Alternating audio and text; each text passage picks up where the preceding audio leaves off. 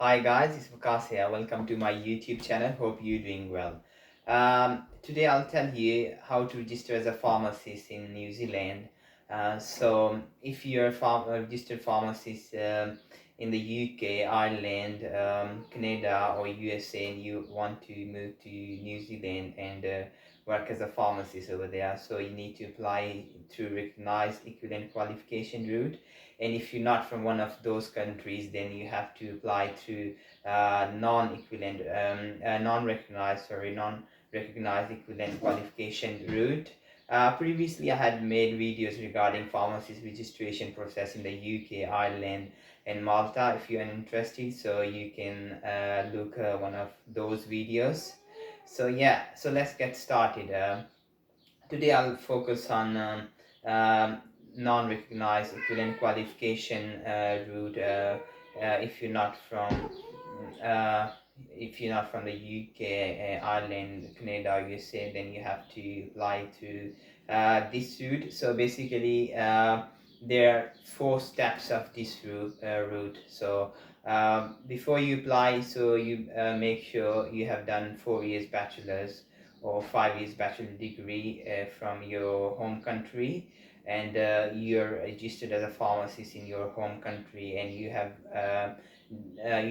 at least 12 years experience as a pharmacist in community or hospital setting. So if you think you have all these qualification and experience, then you're eligible to apply through non-recognized equivalent qualification route to register as a pharmacist in New Zealand. So yeah, so just let's talk about step one.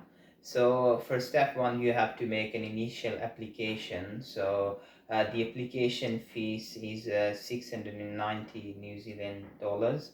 Yeah, so you have to fill in the application form, and then you have to attach two passport size photograph. Then you have to give your proof of identity, which will be in the form of your passport photocopy, and you have to fill the health declaration form and all those stuff. Yeah, so then you have to send this application to New Zealand Pharmacy Council. Then within 3 months, so you have some of the document needs to be sent directly from your university or your regulatory authority in your country, which deals with the pharmacy certificates and that kind of stuff. So once you send your application, and then you have 3 months. So yeah, so within 3 months you have to send following documents directly to Pharmacy Council of New Zealand, either from university or your pharmacy council in your home country. So uh, the first document is your academic transcript, so that needs to be sent directly from university to New Zealand Pharmacy Council. And the second thing is your registration certificate in your home country. Yeah, the third one is a good standing letter, and the good standing letter should be uh, valid for 6 months. Yeah, so make sure it's within 6 months. Yeah, then you have to send two reference letters. That reference letter should be from your professional employer. Yeah, so that will prove that you have at least 12 months experience in your home country. Yeah, then the fourth one is your English language evidence. So yeah, so you need at least 7 bands in each of 4 modules, and overall band score of 7.5. You're taking an IELTS exam, and then you have to write your IELTS center that they have to send your certificate elected to pharmacy New Zealand council. And the second one is OET. They also accept OET tests, so you need at least B score score B in each of 4 modules if you are taking an NOET test. And you also need to send that test result directly to New Zealand Pharmacy Council by writing your to OET center, that if they can send that test directly to them. Yeah.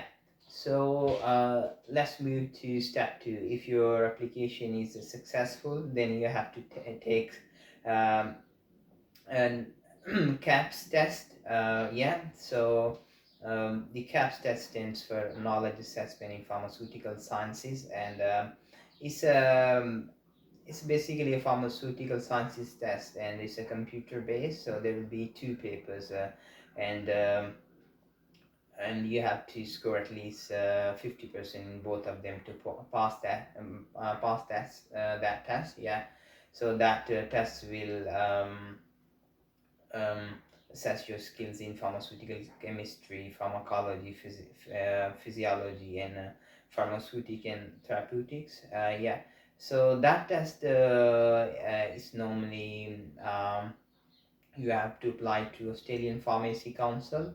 Yeah, because New Zealand Pharmacy Council accept that CAPS test. So so you have I think you have two chances, like to pass these tests. So yeah, so and you have to fail that test within 2 years once they approve your application.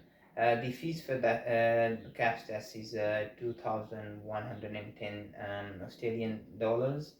Yeah, once you pass CAPS test, so you have to move to step 3. um, yeah, so for step 3, you have to pass the New Zealand New Zealand pharmacy legislation course. For that one, you can apply to Auckland University, and for that one, some of um, you can apply for the long-term shortage skill work visa, which is valid for 30 months. And yeah, so after once you spend 2 years in New Zealand on that occupation, for example as a pharmacy, then you can apply for residency card. So yeah, so this course take place in February and August every year, so that's been twice a year. And that course it consists of actually 10 modules, and it lasts for 10 weeks. And you have to pass law and ethics exam, and yeah, um, to move into step 4. Yeah, so once you uh, uh, sorry, I forgot forgot to mention the fee for this course is 2,440 New Zealand dollars. Yeah, so once you pass that, so yeah, so you can move into step 4, which is you can apply as an intern pharmacist. So you have to apply to New Zealand Pharmacy Council, and the fee for that is $690. Yeah. So once you do that, then you have to enroll into Evolve training program. Yeah. So basically, then you have to pay $4,440 to Pharmaceutical Society of New Zealand.